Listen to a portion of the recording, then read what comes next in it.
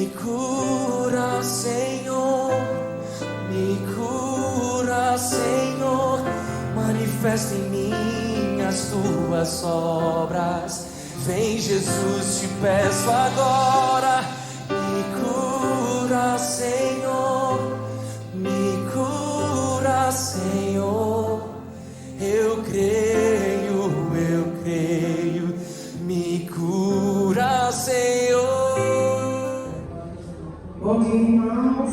Sejam todos bem-vindos à nossa escola sabatina.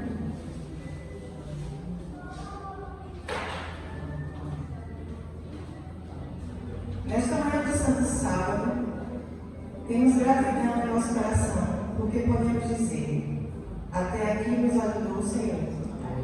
E isto é motivo suficiente para louvarmos o seu nome e adorarmos a sua presença neste lugar e nesse dia. Policarpo, líder da igreja de Esmirna, no tempo do apóstolo João, foi preso por adorar Jesus Cristo diante do tribunal que exigia dele que negasse a Jesus.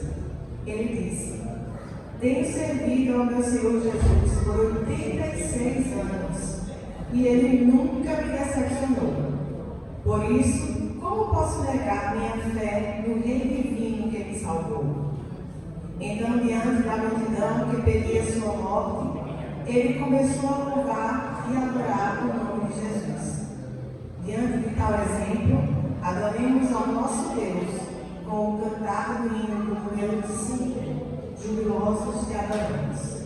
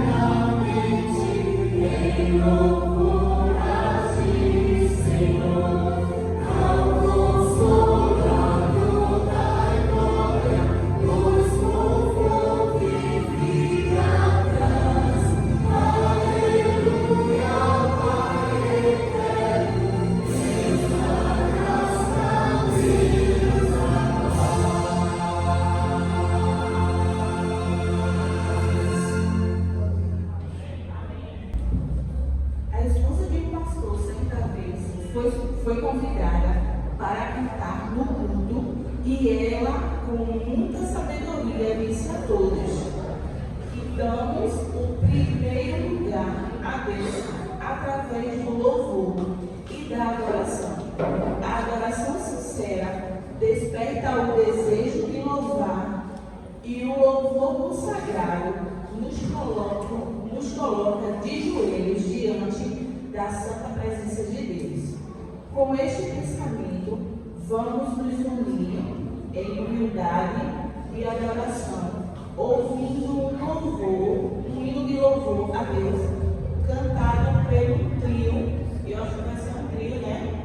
De jovens, adolescentes que vão cantar aqui. Então, vamos, nesse momento, escutar a adoração ao Senhor através do louvor especial.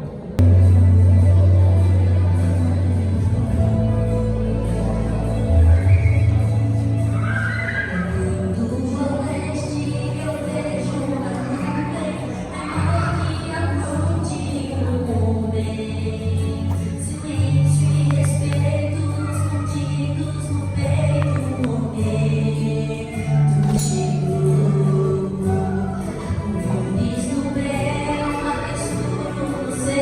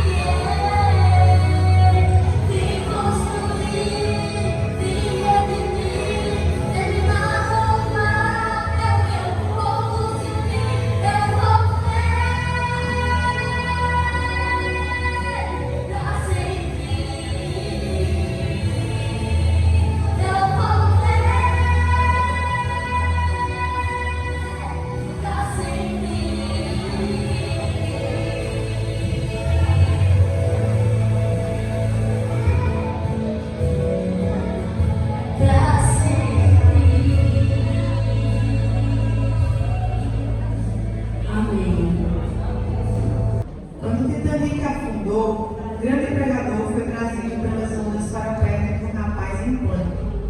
O pregador o acalmou e o levou a aceitar Jesus como Salvador. Uma onda gigante levou o pregador para longe e ele não conseguiu sobreviver.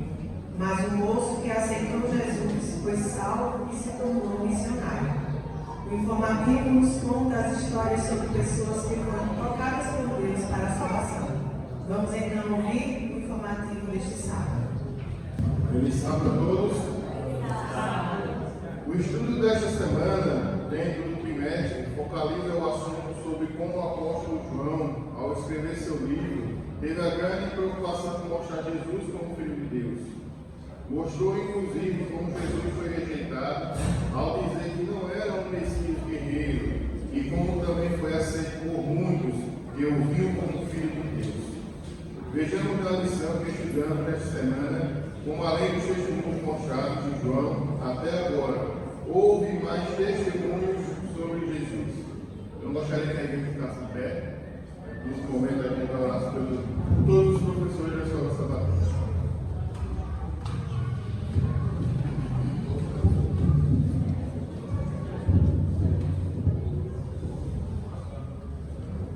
Pai amado, zeloso Deus, agradecemos mais uma vez, Senhor, pelo dom da vida, por estarmos aqui para agradecer e adorar o teu nome, Senhor. Obrigado por mais uma semana de estudo, que o Senhor possa nos abençoar. Coloque o seu Santo Espírito, esteja sobre todos os professores, para que repassem a lição com muita veemência e toquem nossos corações. É isso que eu peço, Senhor, pelo amor de Jesus. Amém. Chegamos ao final de mais uma escola sabatina. Como é que ela vai fazer, minha gente? E com tudo que aprendemos, podemos nos sentir abençoados, principalmente porque os testemunhos das pessoas e do próprio Deus nos deu a certeza de que Jesus se tornou mesmo o Cordeiro de Deus e nos libertou das garras do pecado por causa do amor de Deus.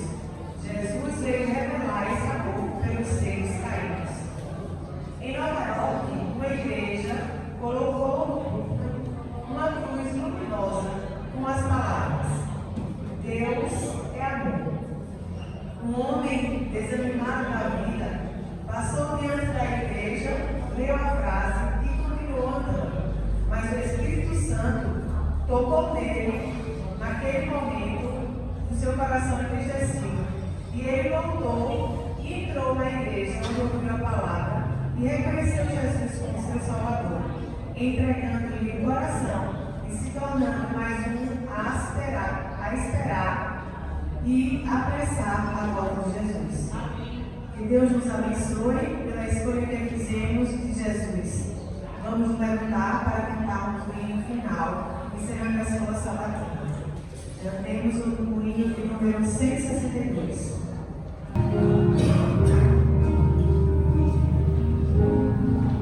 Os caminhos a seguir, o Senhor está lá.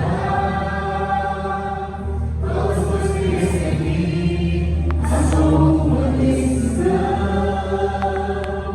Quantas vezes procurei os prazeres deste mundo, encontrei motivos para chorar.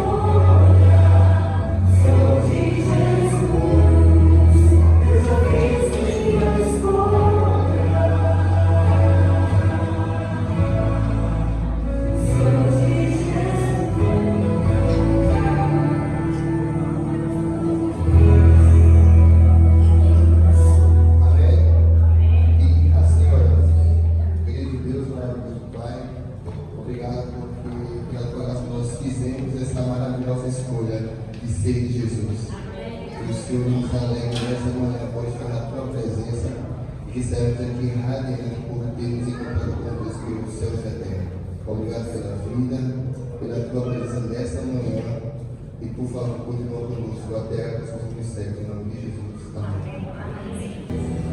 Então vamos focar o nosso pensamento nesse momento na adoração a Deus. Vamos louvar os irmãos. O louvor aquece a alma, nos conecta com o Criador. Então esse é o momento determinado de você adorar aos céus, com o seu louvor, com sua voz. É meu desejo, Senhor, te honrar com meu coração, te adorar.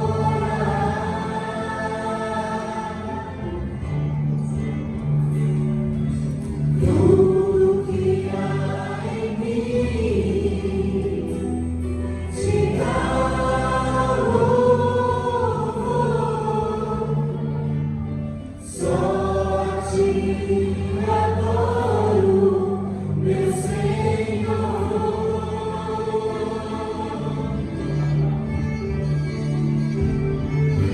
Com meu coração e toda minha alma, eu vivo só pra ti, sempre que eu respirar, cada vez que eu adorar, faz o teu querer em mim.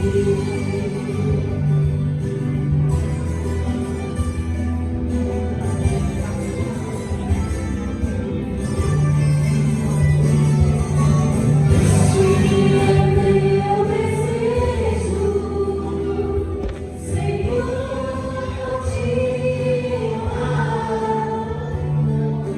com meu coração, te adorar.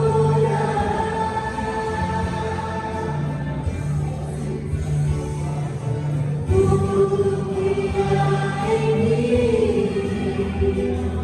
te dá louvor,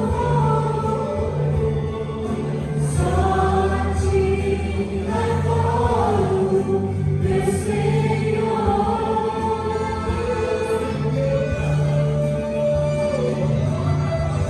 Todo meu coração e toda minha alma, eu vivo só pra ti, sempre que eu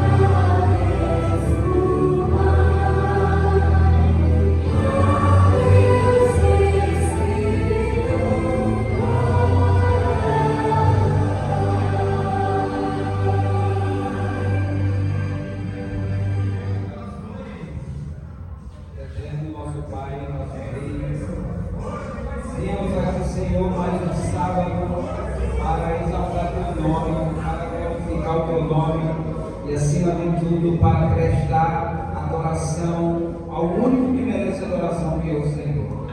Por favor, Senhor, receba aquilo que nós temos,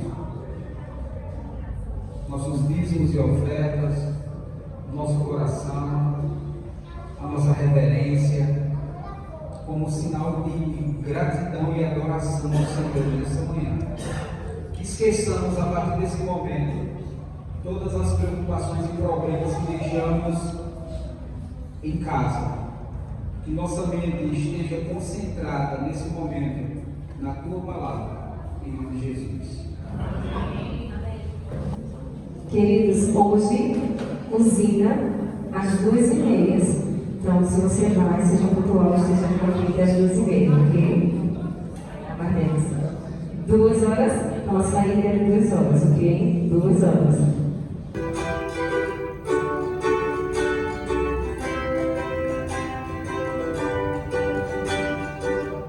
Antes de eu falar, tu cantavas sobre mim. Tu tens sido tão bom pra mim. Antes de eu respirar, sopraste tua vida em mim. Tu tens sido tão bom pra mim. Tão impressionante, infinito, ousado amor de Deus. Oh, que deixa mais 99 só pra te encontrar. Não posso comprá-lo, nem merecê-lo, mesmo assim se entregou. Oh, impressionante, infinito, ousado amor de Deus.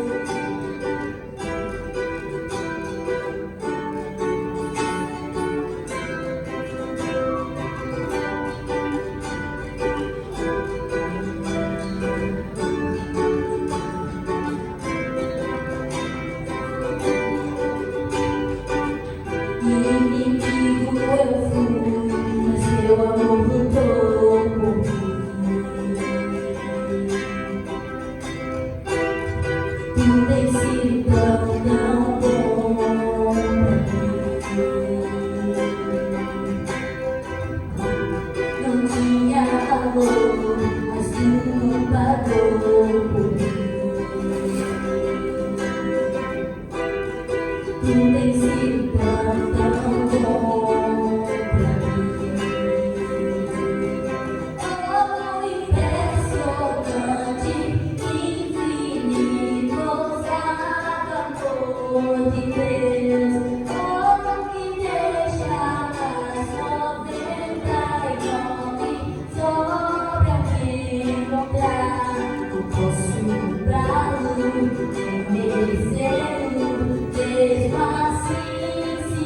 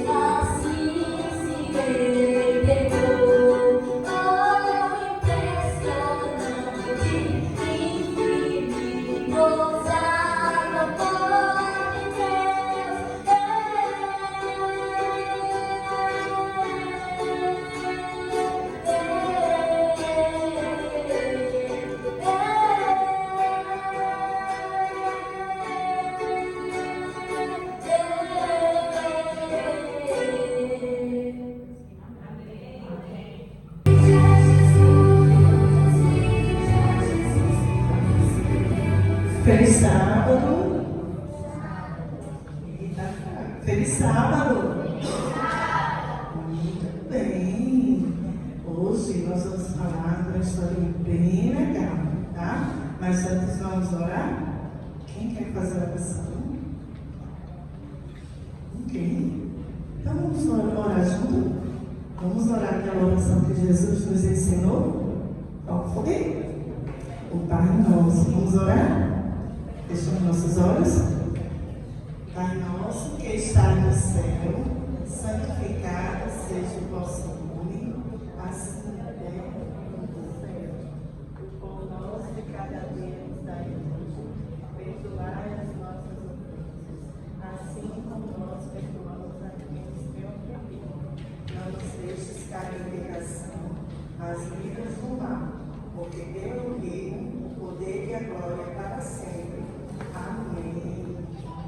Muito bem. Crianças, eu vou começar perguntando a vocês.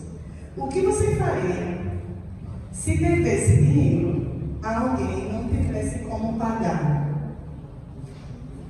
O que tu faria? Pegar dinheiro no banco emprestado, né? E quem mais? Tu deve um dinheiro ao teu coleguinha e agora tu não tem como pagar. O que tu faria?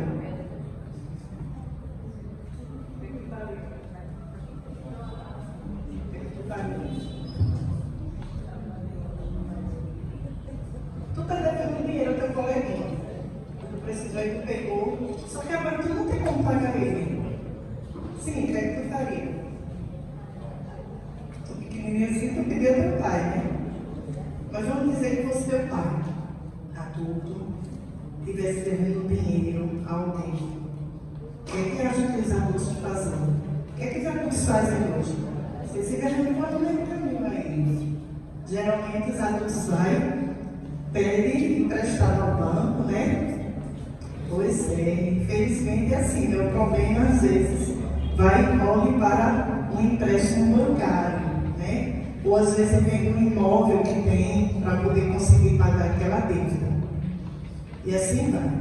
Mas nos tempos bíblicos, esse tipo de solução era mais difícil de resolver. Sabe como que eles tinham que pagar? E aí? Muitas das vezes as pessoas não tinham, né, condições de pagar aquele débito.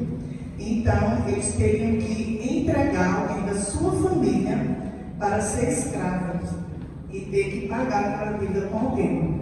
Imagina aí, fosse naquele tempo, o Maurício estava devendo ali, ó, até o cabelo, e aí não tinha como pagar, tem que te vender para poder pagar a dívida. Ou vender a tua mãe para poder pagar a dívida. Difícil, né? Imagina a dor para ele que seria. Tem que te vender para poder pagar aquela dívida. Mas era assim que funcionava. Eliseu, todo mundo conhece, né? Já ouviu falar de Eliseu, né? Aquele profeta de Deus. Então, Eliseu, ele continuava o trabalho como mestre, sempre servindo ao Senhor. Ele sempre procurava ouvir as pessoas, ajudando a solução dos problemas. Certo dia, uma mulher foi falar com ele. Ela estava muito preocupada, pois o seu marido havia morrido. Deixou uma grande dívida para ela pagar. Como essa viúva não tinha dinheiro, o homem a quem devia queria levar, sabe o quê? Os 2 filhos dela. Eram as únicas coisas que ela tinha, eram os seus 2 filhos. E agora aquele homem queria levar para ser escravo dele. Esse era o costume daquela época, tá, gente? O que posso fazer para lhe ajudar? Perguntou Eliseu. Você tem alguma coisa em casa? Ela respondeu, só tem um pouquinho de azeite. Então ele disse, peça aos seus vizinhos todos os jarros que tiverem, todas as vasilhas, entre na sua casa, feche a porta e comece a despejar esse pouquinho de azeite que você tem nas vasilhas. Ela seguiu a instrução do profeta. A mulher fez como o profeta havia aconselhado. Juntou todos os jarros, todas as vasilhas. e foi despejando o azeite nas vasilhas. Parecia que o azeite não tinha fim. O azeite começou a encher todas aquelas vasilhas, se multiplicou. Depois, aquela mulher maravilhada, né, procurou Eliseu para contar o que havia acontecido. Ele então disse para ela que ela deveria vender aquele azeite e pagar as suas dívidas. E o que sobrasse seria para o uso dos seus filhos. E foi assim que aconteceu. Aquela mulher não precisou vender seus filhos, entregar os seus filhos, para ser escravo. Ela ainda ficou com dinheiro suficiente, para ajudar nas despesas de casa. Então Deus, ele faz assim com a gente, Ele aprecia fazer as coisas assim, confirmando que realmente ele está conosco. Basta a gente confiar nele. Que possamos tomar isso como lição para as nossas vidas. E vocês também, A gente passa muito por tribulações, mas Deus, ele pode resolver todas as nossas soluções. Ele tem a solução para tudo, Vamos orar e agradecer a Ele por esse cuidado que Ele sempre tem conosco. Vamos ficar em pé? Querido Deus que está no céu, nós te agradecemos, Senhor, pelas maravilhas que Tu sempre fez e sempre faz em nossas vidas. Que Tu possa estar sempre conosco, nos ajudando. Fica com cada um aqui representado na Tua casa, em nome de Jesus. Amém.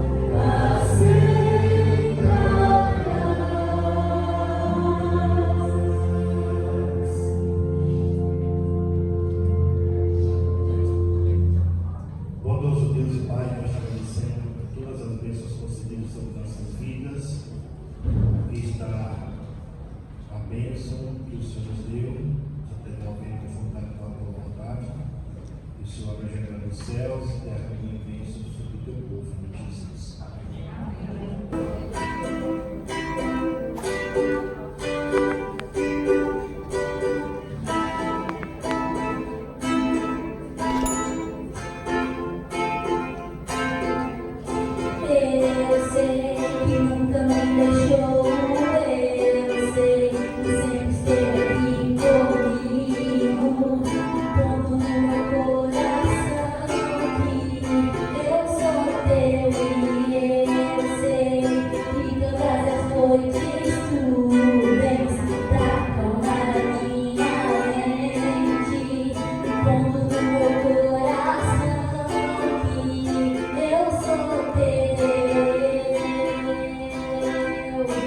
Ei,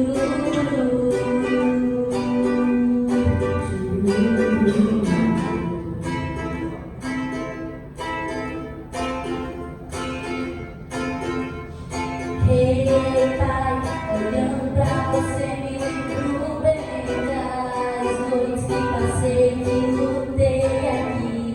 Os anos tá sozinho, sem ninguém por perto. E eu, mesmo tão sozinha, não desanimei, pois sabia que cuidaria de mim mesmo sem obedecer. Me daria sua mão.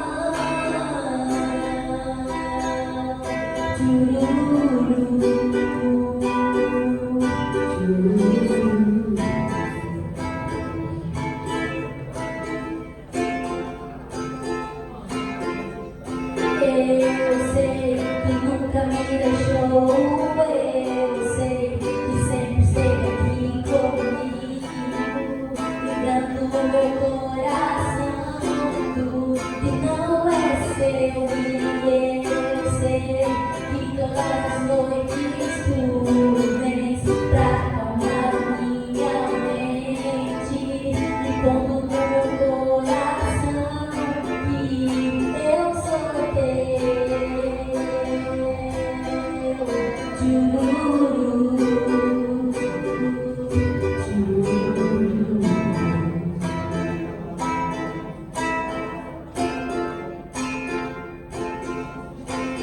Eu sei que nunca me deixou, eu sei que sempre esteve aqui comigo, livrando o meu coração, tudo que não é seu. E eu sei que todas as noites tu vens pra acalmar minha mente, pondo no meu coração que eu sou teu.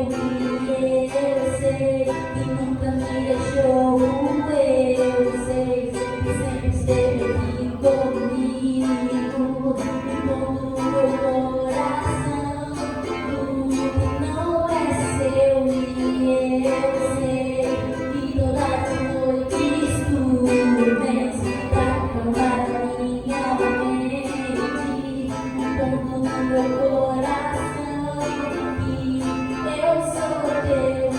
E eu sei que nunca me deixou,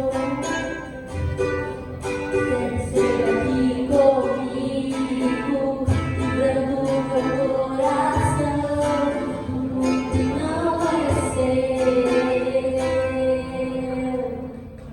Amém. Bom dia, bom sábado, sejam todos bem-vindos à Casa de Deus. Essa é a igreja do sétimo dia aqui na cidade de Pomos. E o objetivo de estarmos aqui nessa manhã de sábado é adorar a Deus na beleza da sua santidade.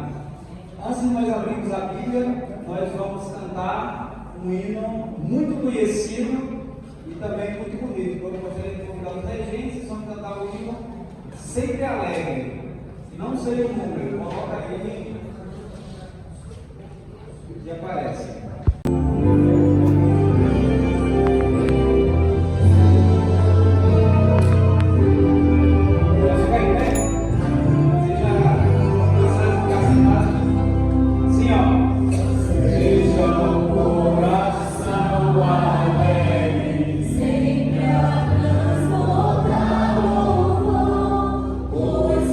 Nosso Pai celeste, ouça-nos o céu.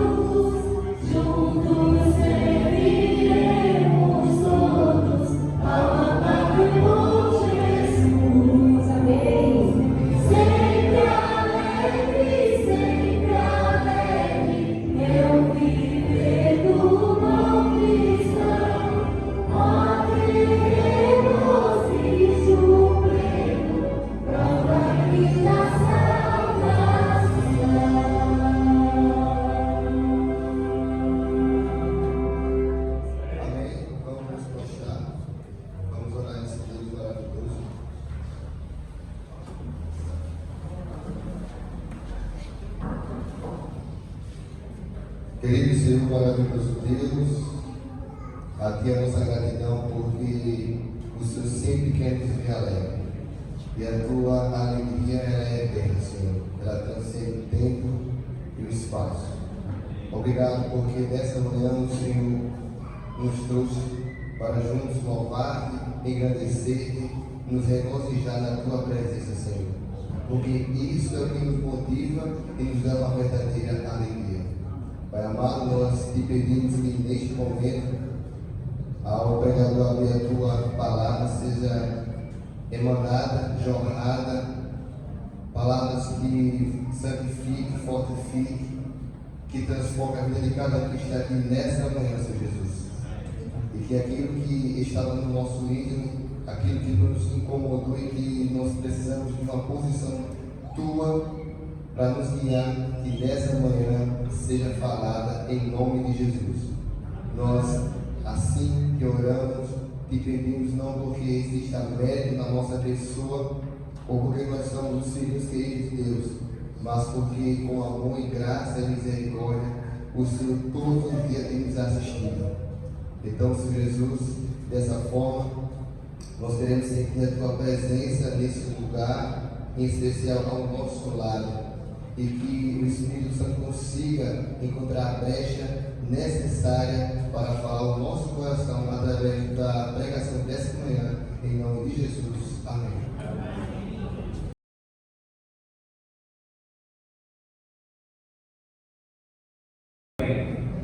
Sejam muito bem-vindos, já falei. É bom ter vocês aqui nessa igreja.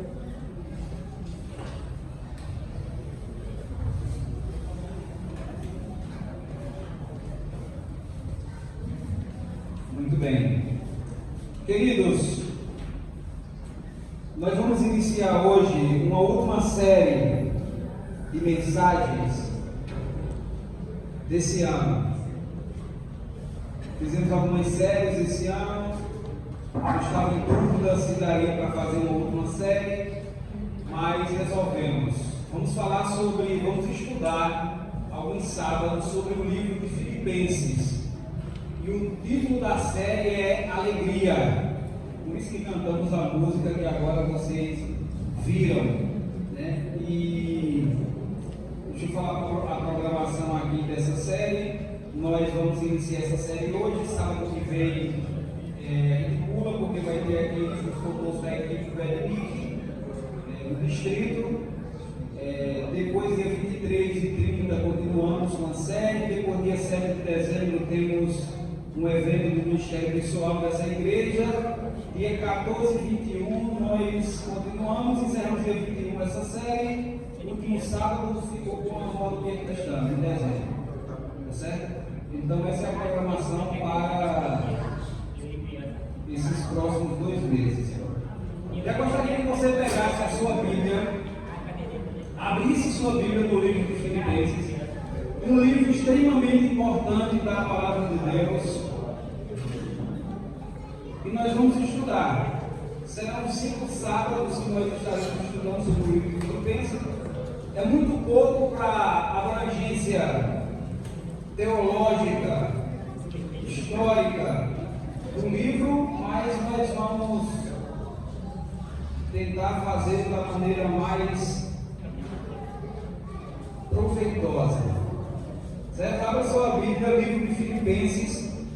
Hoje nós vamos tratar do capítulo 1 do livro de Filipenses. Nós vamos estar aqui, essa série, como as demais, nós vamos tratar aqui do livro de maneira expositiva. Então, fique acostumado a ler a Bíblia, porque nós vamos ler bastante a Bíblia aqui. A gente não vai dar palestra aqui, porque o púlpito não é lugar de palestra, o púlpito é lugar de palavra de Deus. A gente vai abrir a palavra de Deus, a gente vai mergulhar a fundo no texto através da palavra de Deus. Livro de Filipenses, capítulo 1. Aqui, nós vamos acompanhando, não deu tempo de fazer slide, foi corrida essa semana. Próxima Gente, hoje eu trago um slide para facilitar a visualização de alguns. Eu acredito que seja importante os slides para alguns. Mas vamos lá, no livro de Filipenses, capítulo 1. Vamos ler para quem não perder tempo. Quem encontrou diz amém. Já bebeu sua água? Se não, esse é o momento para beber sua água, para que os próximos minutos, os próximos 40 minutos aqui, a gente se dedique a estudar o texto. Bom? Diz assim, ó, capítulo 1 de Filipenses, eu vou ler até o versículo 11, dar algumas paradas e a gente vai vendo o que nós temos aqui a princípio para a gente ver sobre esse livro. O livro é uma carta de Paulo à igreja de Filipos, que ficava na região da Grécia. A gente vai estudar sobre ele. Então já começa dizendo assim, ó, Paulo e Timóteo. Então, antes da primeira vírgula, você já sabe aqui quem foi que escreveu essa carta. Então, essa carta tem um remetente duplo. Quem escreveu essa carta? Paulo e Timóteo. Eles estavam, a gente vai ver ao longo do texto, eles estavam presos e escrevem essa carta para a igreja de Filipos. Então diz assim, ó, Paulo e Timóteo, servos de Cristo Jesus, a todos os santos, inclusive bispos e diáconos que vivem em Filipos. Está dando um endereçamento, o destinatário, Filipos. Graça e paz a vós outros, da parte de Deus, nosso Pai, do Senhor Jesus Cristo. Então esse é um típico prefácio e saudação das cartas do primeiro século ali na Grécia. Paulo está escrevendo de acordo com aquilo. E você vai prestar atenção que a maior parte das cartas de Paulo tem esse prefácio e saudação. Versículo 3. Dou graças a meu Deus por tudo que recordo de vós, fazendo sempre com alegria. E essa palavra alegria aparece pelo menos 19 vezes nas cartas de Paulo, a palavra alegria. Mas só no livro de Filipenses ela se repete no mínimo 9 vezes. Então esse livro aqui é o livro da alegria. E à medida que a gente for estudando, vocês vão perceber por que esse livro é o livro da alegria. Paulo enfatiza pelo menos 9 vezes, dentro de 4 capítulos, a palavra alegria. Ele diz, fazendo sempre com alegria, súplica por todos vós, em todas as minhas orações. Então, quando nós estivermos estudando o livro de Filipenses, a gente vai entender que o objetivo de Paulo é que nós estejamos alegres. E há uma diferença entre alegria e felicidade, porque felicidade depende das circunstâncias, alegria não. Daqui a pouco vocês vão ver em que circunstâncias Paulo se encontrava quando escreveu essa carta, e mesmo assim ele escreve essa carta com o coração alegre. Tá certo? A igreja de Filipos, só para a gente entender, a igreja de Filipos, ela cooperava financeiramente com o ministério de Paulo. A igreja de Filipos foi a igreja que mais ajudou financeiramente Paulo. E a gente vai entender de que forma Filipos ajudava. Versículo 5. Olha o que ele diz. Pela vossa cooperação no Evangelho, está dando graças a Deus, está alegre pela cooperação dessa igreja no Evangelho, desde o primeiro dia até agora. Então Paulo está preso, e nós acreditamos que ele estava preso em Roma durante 2 anos, e a prisão de Paulo é o seguinte, é uma prisão domiciliar. Ele estava preso numa casa e os soldados de César estavam fazendo a escolta dele. Estavam ali. Só que Paulo tinha que pagar o aluguel da casa e todas as despesas. Estava preso, mas tinha que pagar. E como era que ele pagava? Se ele estava preso? A igreja de Filipos ajudava, mandava dinheiro para Paulo pagar suas despesas na prisão domiciliar. Porque a igreja entendeu uma coisa muito importante. Aqueles que abençoam espiritualmente precisam e merecem ser abençoados materialmente.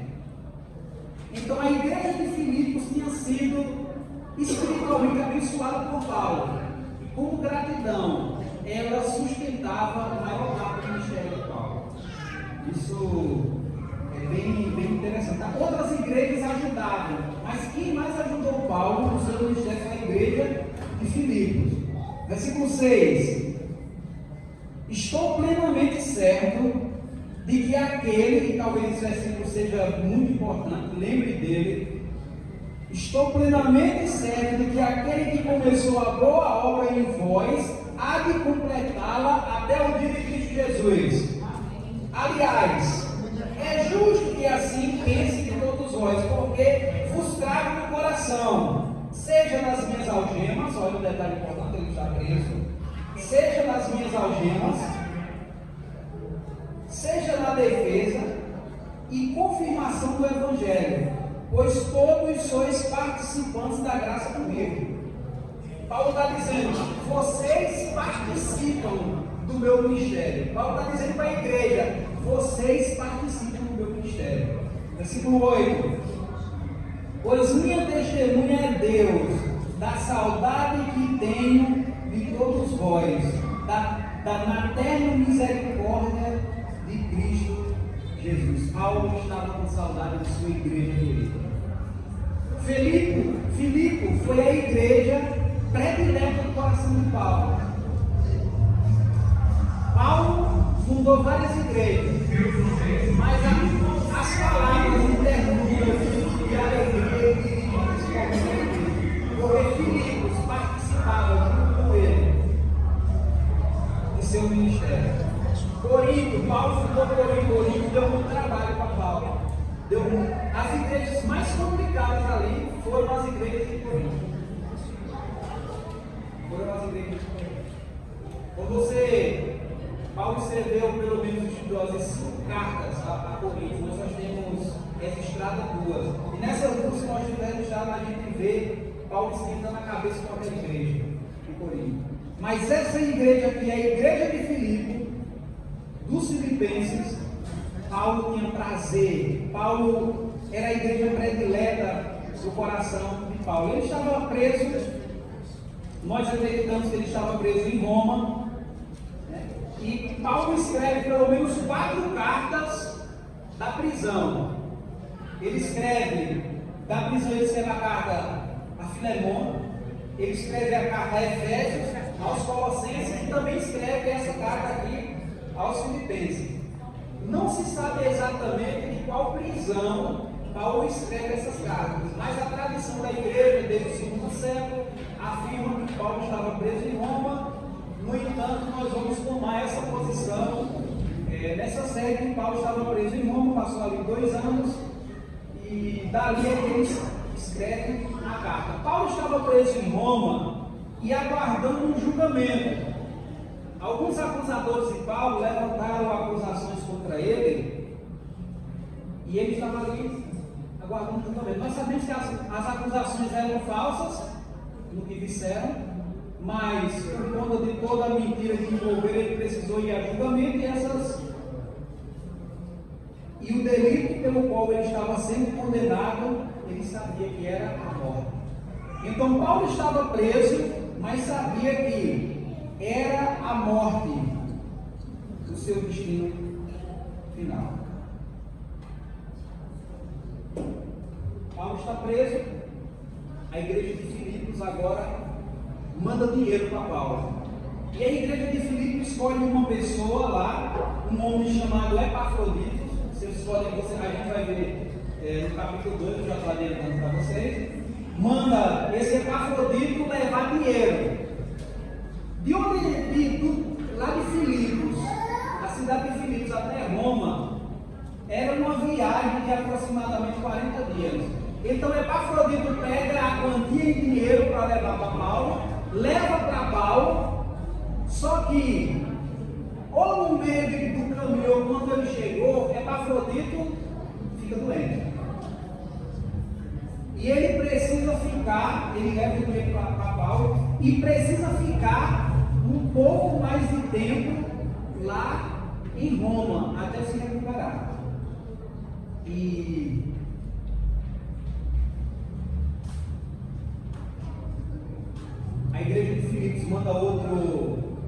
mensageiro para saber. O mensageiro vai e avisa a Filipe que Epafrodito adoeceu. A igreja manda dizer que está orando por Epafrodito. E quando Epafrodito ele recebe a notícia que a igreja de Filipe está orando por ele, o texto diz que Epafrodito ele tem a fé revigorada. Paulo agora, ele anima Epafrodito a voltar para a igreja de Filipe, que já estava melhor.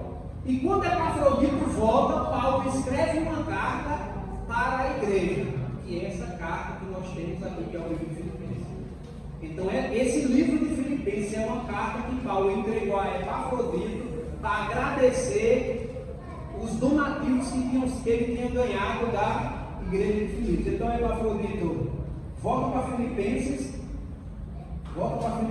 junto com essa carta. Paulo também diz que Timóteo, depois de Epafrodito, Timóteo vai também, e depois de Timóteo, Paulo também vai.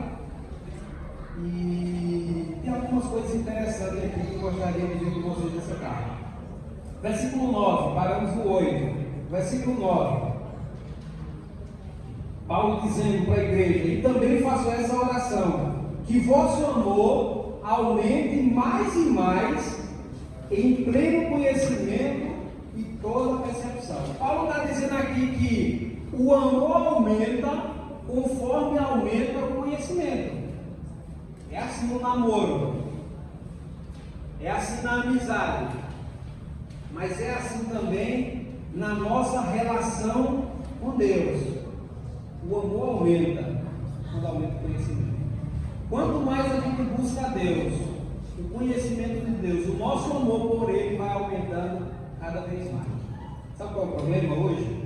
É que muitas vezes nós queremos ter uma vida bem sucedida, mas não queremos conhecer a Cristo.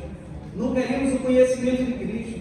Nós queremos uma vida bem sucedida, mas a gente não quer ler a Bíblia. Nós queremos uma vida bem sucedida, mas a gente não quer orar. A gente não quer pegar a palavra de Deus e estudá-la. A gente prefere assistir um vídeo do YouTube com alguém falando, alguém famoso, alguém que tem alguns seguidores, alguém que já tem uma fama que mais se assemelha com a nossa percepção da vida.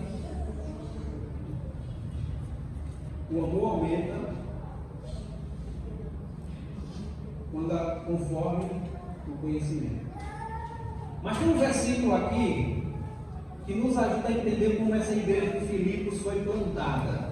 Versículo 6, Paulo diz, e eu disse a vocês para decorar esse versículo, ele diz: estou plenamente certo de que aquele que começou a boa obra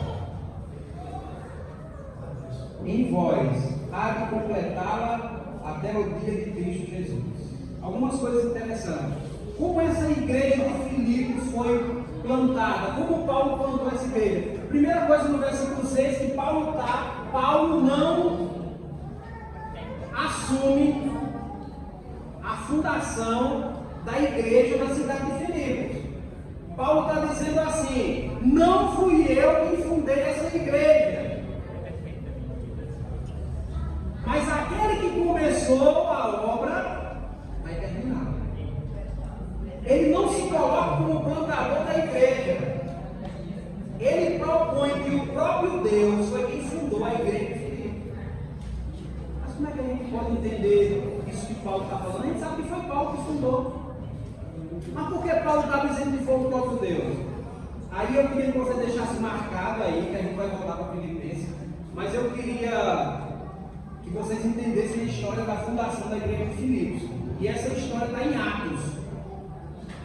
Volta um pouquinho aí, deixa marcada essa parte do Filipenses e vem para Atos capítulo 16. Isso a vocês, se a gente vai ler muito a Bíblia hoje aqui, em toda a série, a gente vai ler muito a Bíblia, não se acostuma. Aconselho que hoje à tarde você pegue de meia hora, leia o livro de Filipenses. São 4 capítulos, meia hora você lê tranquilamente. Tá certo? Muito importante. Então, como foi que foi fundada a igreja de Filipos? Porque Paulo está dizendo, não está se colocando como plantador daquela igreja, mas Jesus usou o próprio Deus. E através aqui aqui da igreja de Atos 16 vai entender por que Paulo está dizendo isso. Atos 16, a gente vai ler a partir do versículo 6, mas deixa eu dar o contexto para vocês. Paulo passa na cidade de Timóteo e chama Timóteo: Timóteo, vamos para a missão. Vamos embora para a missão. Barnabé também é chamado. Essa é a segunda viagem missionária de Paulo. Registrado, nós temos pelo menos 3 viagens missionárias. Essa é a segunda. A primeira viagem, Paulo sai com Barnabé, João Marcos,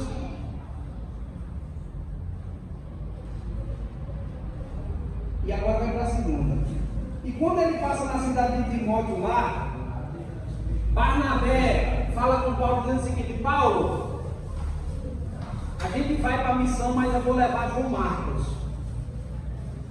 E Paulo disse: não vai levar João Marcos não, eu não quero João Marcos não. Porque João Marcos foi na primeira viagem, mas desistiu no meio do caminho. Eu não quero, Paulo disse, eu não quero João Marcos com a gente. E Barnabé disse: não, Paulo, mas a gente tem que ir, ele é meu primo, ele é meu sobrinho, ele tem que ir. Aí Paulo disse: se ele foi, eu não vou. Sabe o que é que acontece?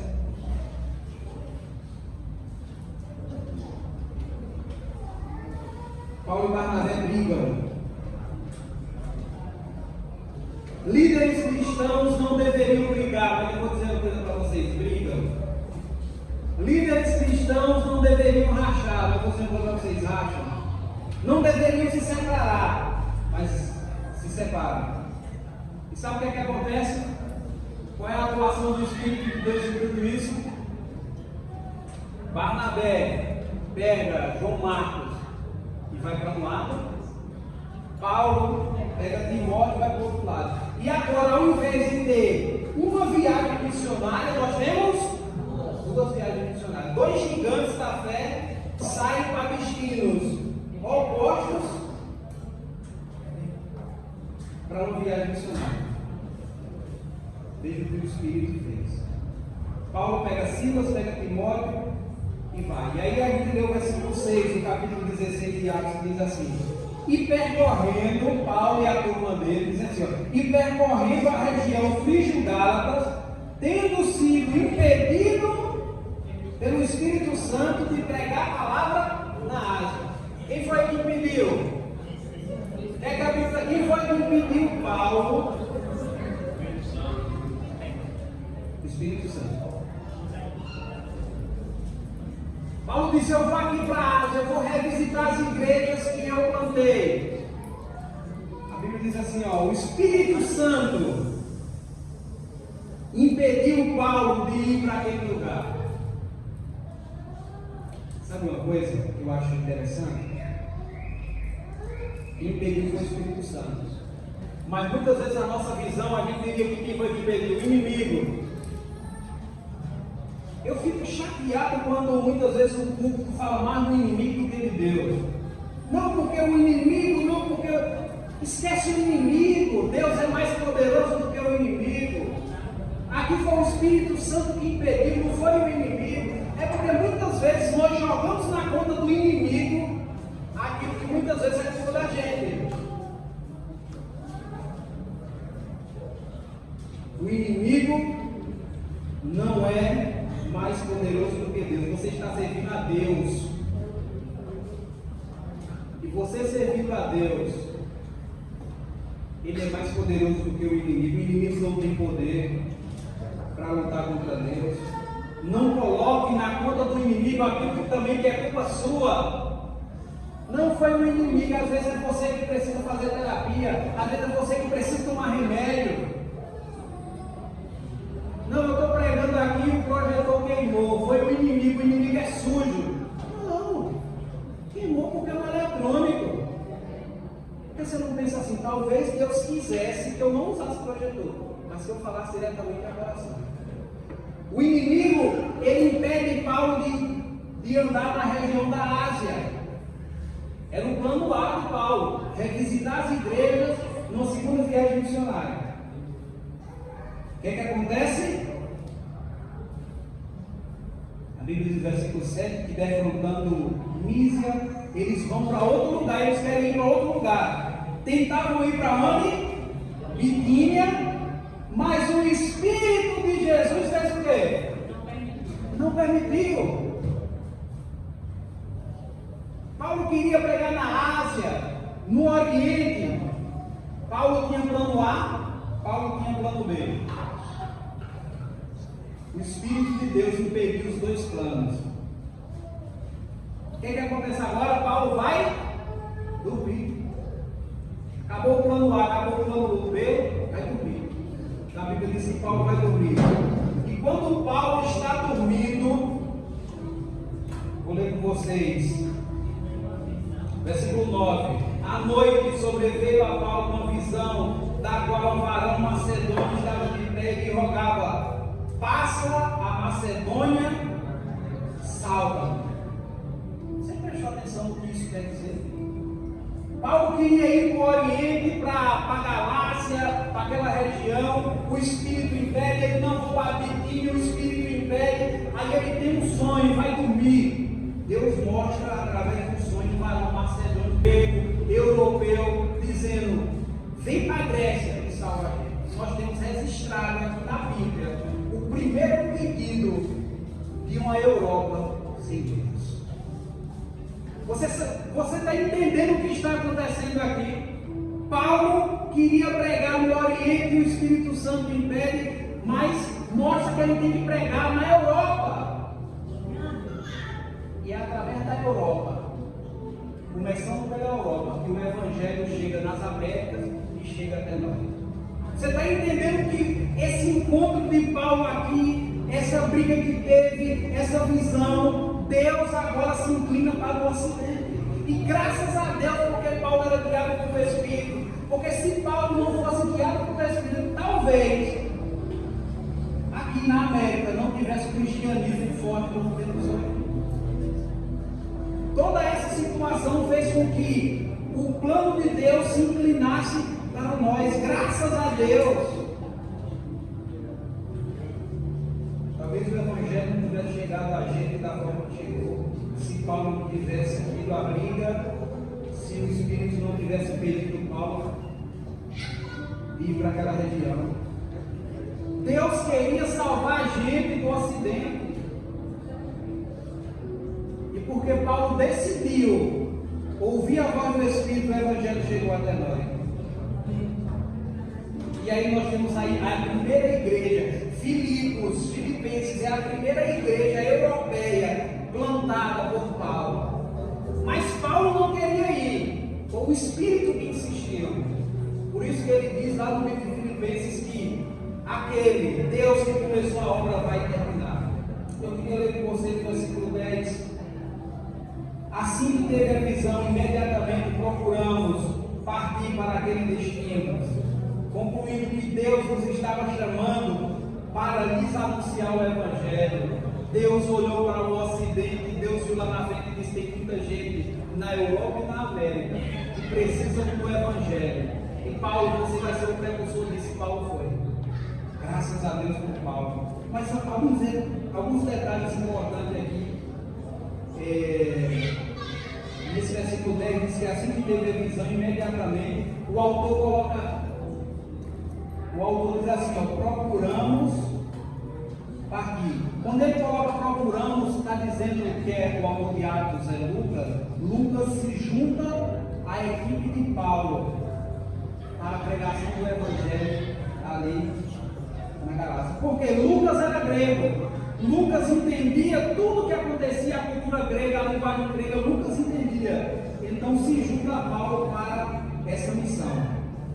Então aquele que começou a obra vai terminar. Mas eu vou continuar lendo com vocês, porque versículo 11, no mesmo capítulo 16 de Atos: tendo pois chegado, navegado de Troade, seguimos em direitura a Samotrácia, No dia seguinte a Neápolis, continuando, e dali a Filipos, cidade da Macedônia, primeira do distrito e colônia. Nessa cidade permanecemos alguns dias. No sábado saímos da cidade para junto do rio, onde nos pareceu haver lugar de oração. Assentando-nos, falamos às mulheres que ali tinham concorrido. Então, a primeira cidade que Paulo chega para pregar, qual é a cidade? Filipos. O Evangelho chega a Filipos. E Paulo chega nessa cidade que dia? Sábado. E o que é que ele vai fazer no sábado? Procurar um local para adoração, para orar, um local de oração. E lembrando, nós estamos em território grego, não tem judeu aqui, não tem cultura judaica, não tem sinagoga judaica, não tem templo, não tem nada. Mas Paulo, no sábado, sem ter nada disso, ele vai procurar um local para adorar, para orar. Sabe por quê? Porque isso aconteceu depois da morte de Jesus. O sábado continuava para Paulo sendo o dia de oração. Alguns dizem que o sábado foi abolido. Se foi abolido, esqueceu de avisar Paulo. Porque Paulo todo sábado procurava um lugar para adorar a Deus. Todo sábado ele fazia isso. Então, a primeira pessoa, quando a gente olha o versículo 14, certa mulher chamada Lídia, da cidade de Tiatira, vendedora de púrpura, veja o que o autor coloca aí. Essa mulher, isso é na Grécia, não tem nada de judeu aqui. Uma mulher chamada Lídia, cidade de Tiatira, vendedora de púrpura, temente a Deus, nos escutava. O Senhor lhe abriu o coração para atender as coisas que Paulo dizia. Depois de ser batizada, ela e toda a sua casa, nos rogou dizendo: se julgais que sou fiel ao Senhor, entrai na minha casa e ficai aqui. E nos constrangeu a isso. Então, quando o Evangelho chega no território grego, na Grécia, na Europa, a primeira pessoa que é alcançada pelo Evangelho é uma mulher negociando, e a primeira que é batizada.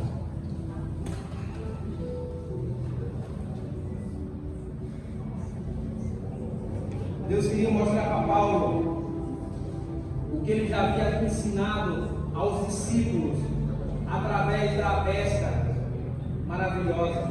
Jesus chega certa vez aos discípulos, os discípulos eram exímios pescadores, conheciam tudo de pesca, e eles estavam pescando, não pegavam nada. Jesus chega e joga desse lado. Só que Jesus está falando para quem entende de pesca. Mas Jesus diz: joga desse lado. E a Bíblia diz que quando eles jogaram daquele lado, eles pescaram muitos peixes e a rede quase se rasga. Paulo entendeu isso e agora estava sendo visível na vida de Paulo. Paulo queria ir para o Oriente, Jesus disse: não, vamos jogar a rede do outro lado. E agora tem os primeiros frutos dessa rede que foi jogada na Europa. Tem essa mulher aqui, Lídia, e toda a sua casa são batizadas. O Evangelho na Europa começa com a conversão de uma mulher. Vocês entendem a importância disso para o Evangelho, a importância que a mulher tem na pregação do Evangelho, a importância da mulher no ministério. E é por isso que eu sou totalmente a favor da ordenação de mulheres para o ministério. Nós temos uma liderança um pouco acanhada para isso na América do Sul. Mas o Evangelho chegou aqui através de uma mulher, começou como uma mulher, trabalhadeira, negociante de pouco. Deus se inclinou para nós, e a primeira pessoa que recebe o Evangelho é uma mulher. Paulo entendeu que a gente tem que fazer as coisas. Deus é a bússola da missão. Deus queria que o Evangelho nos alcançasse. Graças a Deus porque Ele nos alcançou. Precisamos de mais discipulado para aprender de Deus sem questionar, sem questionar os caminhos de Deus. Foi Deus quem começou a obra na Europa, e Deus vai terminar. Hoje nós temos uma Europa pós-cristã, uma Europa totalmente desviada do cristianismo. Quase não existe mais cristianismo na Europa. Mas essa mensagem que Paulo disse para Filipos, ela ecoa para nós até hoje, mostrando que Deus ainda quer salvar, vai salvar muita gente na Europa. Através daquele varão macedônio clamando por socorro, Deus nutria e Paulo nutria um profundo sentimento de salvar as pessoas que estavam perdidas. A meta de Paulo não era reformar costumes, mas era conciliar um continente com Deus. O problema é que muitas vezes nós queremos fazer missão e já saímos condenando todo mundo. Nós somos chamados a reconciliar pessoas com Deus. Quando essas pessoas são reconciliadas com Deus, aí Deus, através do seu Espírito, Ele muda o que precisa ser mudado. Se precisar mudar a roupa, Ele muda. Se precisar mudar visões, ideologia, Ele muda. Mas Deus quer reconciliar pessoas com Ele. 3 coisas nós aprendemos na conversão de Lídia. O Evangelho entra na Europa através de um grupo de mulheres. Primeira coisa, as mulheres são importantes no ministério. Alguns anos atrás foi que a América do Sul abriu a oportunidade de uma mulher, da mulher ser anciã de igreja. Já é um grande avanço. Mas a gente precisa avançar nisso. Porque as mulheres podem e contribuem muito no ministério, da missão do Evangelho. Segunda coisa, a igreja de Filipe, ela nasce com marcas de hospitalidade e amor. Lídia disse: se parecer bem a vocês, se parecer que eu sou fiel a Deus, venham para minha casa que fiquem ali. E é por isso que essa igreja já formada, já forte, ela abençoou Paulo na missão, porque ela foi construída nessa base de hospitalidade e na base do amor. Uma igreja que tem Cristo tem que ser uma igreja hospitaleira, acolhedora. Outra coisa importante nesse aspecto: não se espera, e a gente vê isso na figura de Cristo, não se espera menos de um convertido do que viver de uma vida irrepreensível à altura do Evangelho, em busca de santidade. Quando nós somos convertidos, nós abrimos o nosso coração para que Deus implante a sua santidade no nosso coração. Não se espera menos do que isso. Eu queria voltar com vocês para Filipenses, para a gente continuar. E vocês já entenderam como foi fundada a igreja de Filipos e como foi fundada. Isso é maravilhoso. Eu queria continuar com vocês aqui. O versículo 12 do capítulo 1 de Filipenses diz assim: Paulo está falando: não quero ainda, irmãos, cientificados de que as coisas que me aconteceram têm antes contribuído para a pregação do Evangelho. Vocês têm ideia do que Paulo está falando aqui? Paulo está dizendo: eu estou preso, mas eu estou alegre. Paulo está dizendo aqui: toda a situação que eu estou vivendo está contribuindo para a pregação do Evangelho.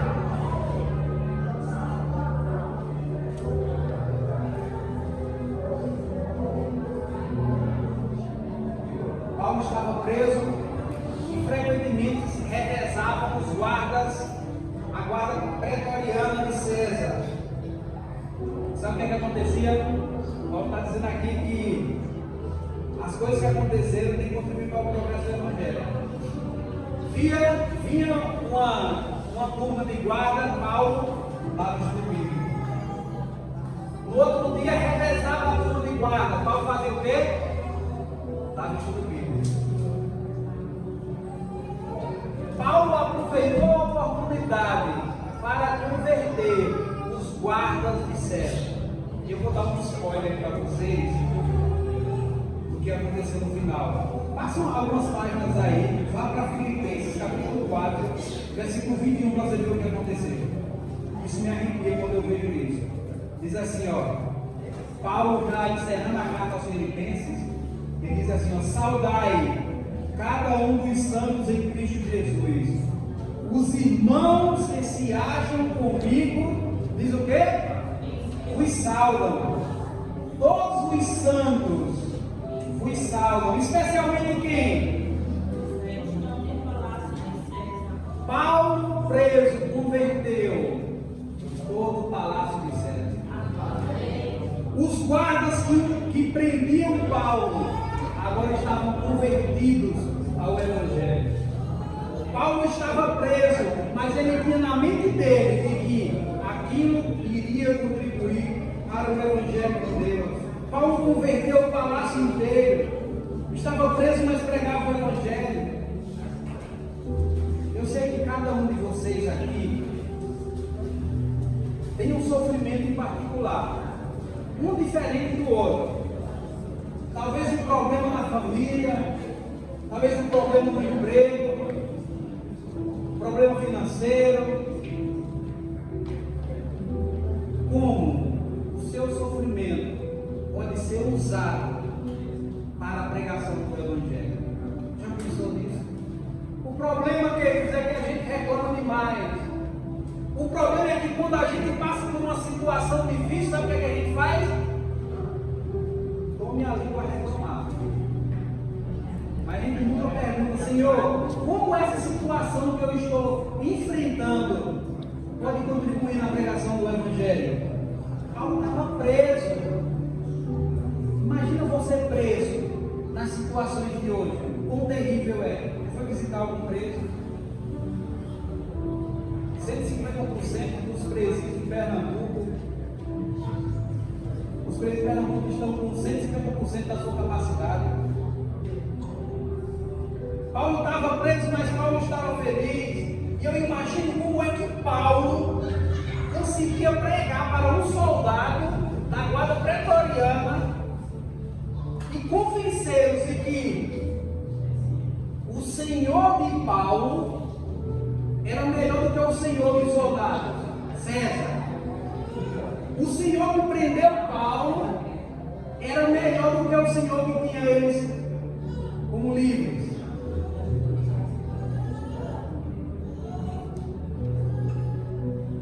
E aqui eu vou dizer uma coisa para vocês. As algemas de Paulo, Deus usou as algemas de Paulo como chaves que abriram o palácio de César. Deus é especialista em transformar algemas que trancam em chaves que abrem. Que tipo de argumento Paulo deve ter usado? Porque ele convenceu os soldados. Ele convenceu e converteu os soldados. Nós vamos ver no restante da série, o tema central da série é que Cristo é o Senhor. E que Cristo é maior do que César.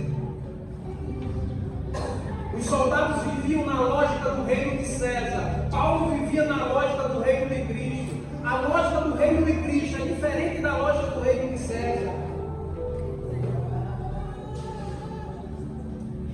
Talvez os soldados perguntassem como Paulo vivia uma loucura dessa e ainda está alegre, porque Paulo vivia noutra lógica. O reino de César é tudo aquilo que te afasta de Deus, é qualquer sistema que viola a imagem do Criador e suas criaturas. Não podemos diminuir a identidade do Criador numa criatura. É todo o sistema que crê no homem. Mas Paulo quer dizer no livro de Filipenses para os guardas, para Filipos, que Deus é o centro, não é o homem que é o centro. Cristo é o Senhor, não é César que é o Senhor. Cristo é o Senhor. Ele estava algemado 24 horas ao soldado, acusado de crimes que a pena era a morte. Mesmo assim, Paulo estava alegre. Qual é o segredo dessa alegria? Vou ler um último verso com vocês. Filipenses 1, versículo 21. Muito conhecido esse verso. Paulo diz: porquanto, para mim, o viver é Cristo e o morrer. Durante essa série nós vamos falar, queridos, nós vamos falar sobre os ladrões da alegria. E o primeiro deles são as circunstâncias. E nós precisamos viver além das circunstâncias. Karl Marx disse que a religião era o ópio do povo, porque condicionava o povo em determinadas circunstâncias para eles estarem felizes. Mas eu digo a vocês, a Bíblia diz que a religião não é o ópio do povo. A religião, ela não está aqui para amenizar a dor. A religião está aqui, Cristo está aqui para dizer o seguinte: você vai sofrer. Cada um tem um sofrimento diferente aqui. Mas é encarar a dor, é encarar o sofrimento e manter a alegria no coração. Era isso que Paulo estava vivendo.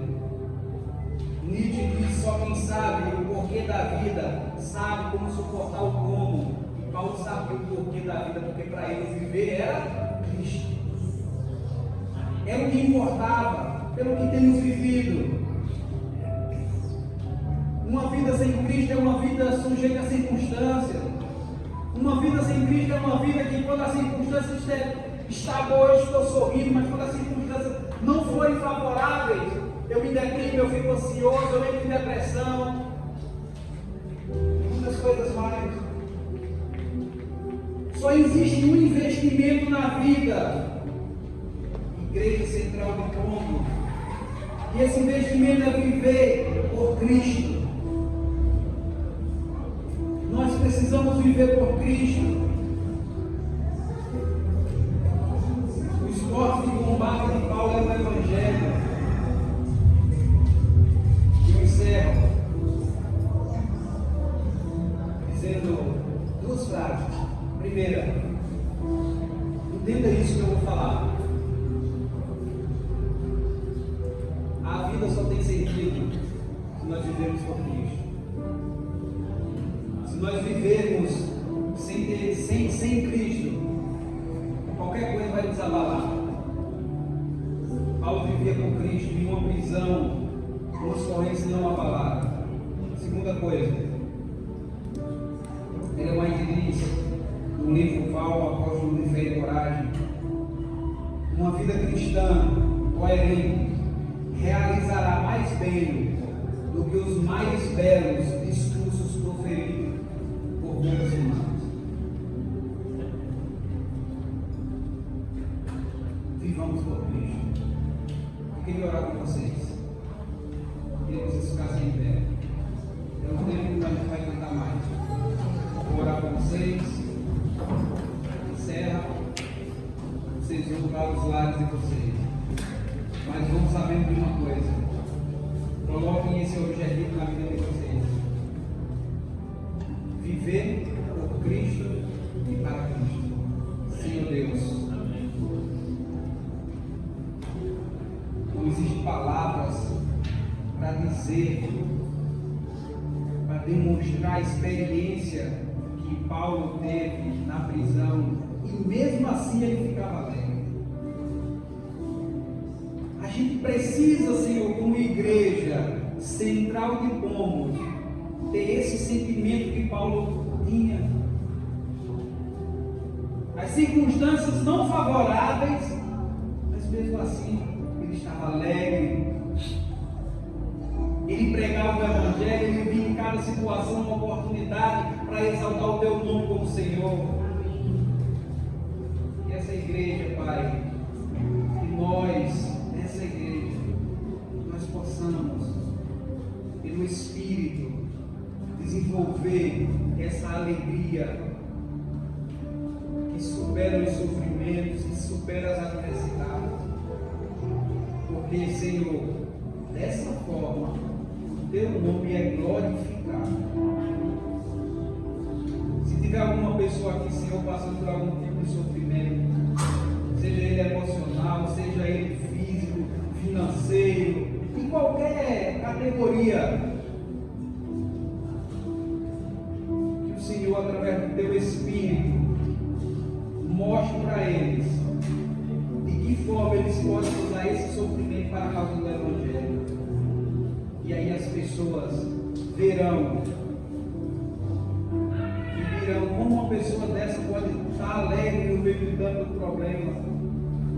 E aí ela vai poder testemunhar com a vida dela que só uma vida com o Senhor, uma vida com Cristo, é possível para uma experiência dessa. Pedimos isso, Espírito Santo, em nome de Jesus. Me cura, Senhor, me cura, Senhor, manifesta em mim as tuas obras. Vem, Jesus, te peço agora, me cura, Senhor.